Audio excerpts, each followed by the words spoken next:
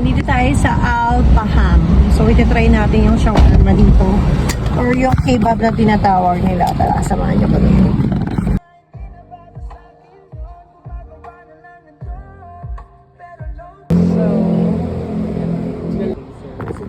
Kit, oh. Ito. Papakit yan. Dalawa lang. Close your eyes. Ay. Ito, tsaka ito. Close your eyes. So, yung mga ano namin, mga gintong cake. So, ayan yung loob.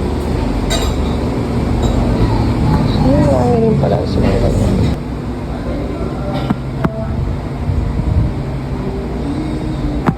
So, yung ating next order. With hummus. Right?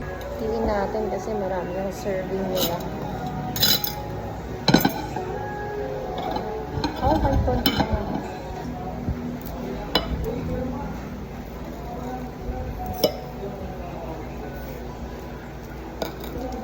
Wala nang story. Tignan natin. First.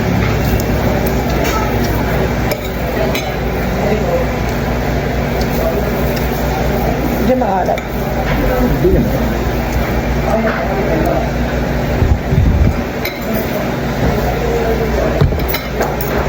Alat. Hindi.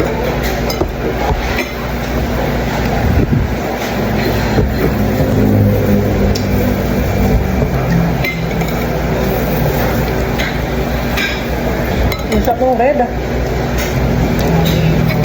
What ito? Maanghang pero sobrang sarap.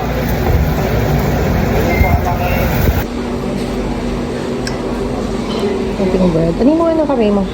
Sige, ulay natin.